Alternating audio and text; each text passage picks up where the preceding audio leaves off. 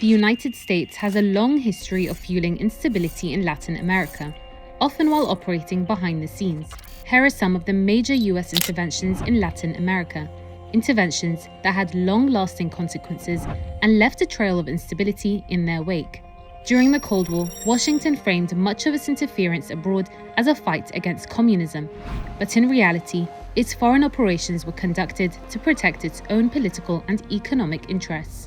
In 1954, the US decided it needed to dispose of Guatemalan President Jacobo Arbenz in favor of a Western sympathizer.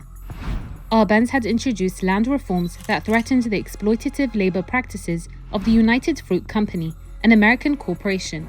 With a budget of $2.7 million, the agency armed and trained Guatemalan exile Carlos Castillo Armas and supported his force of 480 men in an invasion launched from Honduras.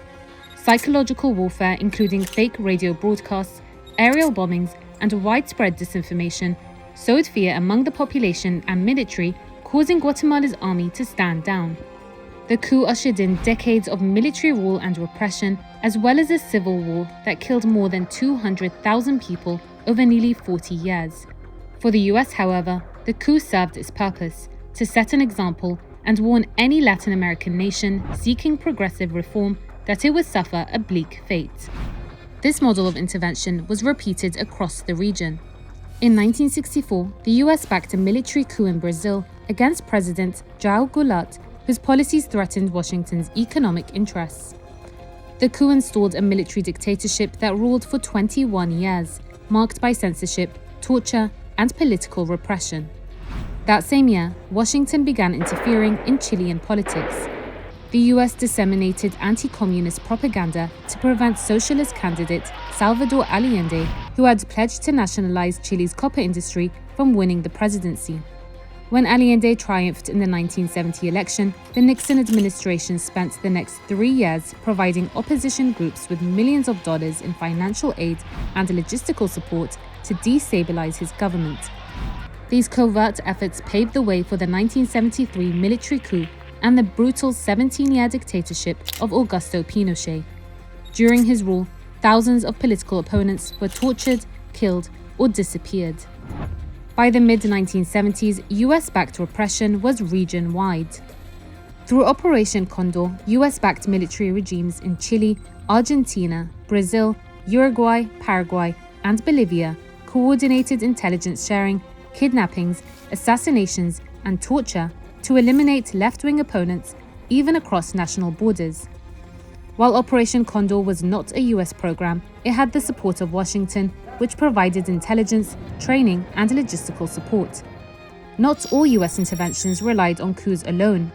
In the 1960s, the CIA attempted to assassinate Cuban leader Fidel Castro, using everything from exploding cigars to poisoned pills, but none of their plans succeeded. In the 1980s, when Contra rebels in Nicaragua sought to overthrow the socialist Sandinista government, the US covertly backed the insurgents with military and financial support. Even after the International Court of Justice ruled that the US had violated international law, Washington was never held accountable for its role in a conflict that killed tens of thousands of Nicaraguans. By the end of the Cold War, the US was no longer relying solely on covert action, however.